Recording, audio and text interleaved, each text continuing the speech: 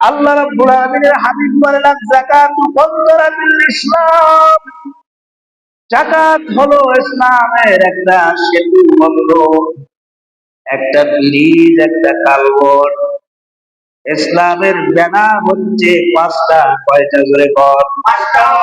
আল্লাহর হাবিব বলেন আকালান নবী আলাইহিস সালাতু ওয়াস সালাম বুনিয়াল ইসলামু আলা খামসিন আশহাদু আল্লা ইলাহা ইল্লাল্লাহ ওয়া আকিমুস সালাত ওয়া আতুজ যাকাত ওয়াল হাজ্জু ওয়া তাসুমু রমাদান।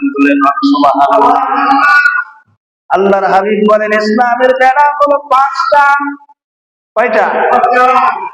এই পাঁচটার একটা যদি কোনো মানুষ অস্বীকার করে, এই লোকটা কি মুসলমান থাকতে পারবে? পারবে? আল্লাহ নবী এক নম্বরে বললেন কালেমা। এক নম্বরে কি? কালেমা, নামাজ, রোজা, হজ, যাকাত। সবাই বলেন কালেমা, নামাজ, রোজা, হজ, যাকাত। এই পাঁচটি হলো ইসলামের সেতু বন্ধন, ইসলামের ব্যানার।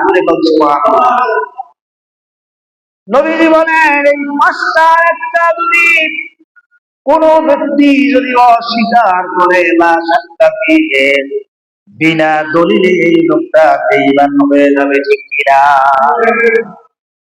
এই লোকটা মুরতাদ হয়ে যাবে, বেঈমান হয়ে যাবে, কাফের হয়ে যাবে। এই লোকটার ঈমান থাকবে না। তাহলে ইসলামের এই পাঁচটা বেড়ার মধ্যে যাকাতের কথাটা নবীজি বলেছেন পঞ্চম বারে। কোনবারে? জোরে বলেন কততম? যাকাত কততম স্তম্ভ? 5 নম্বরের পঞ্চম স্তম্ভে একেবারে শেষের স্তম্ভের নাম হলো যাকাত। জোরে বলেন সুবহানাল্লাহ।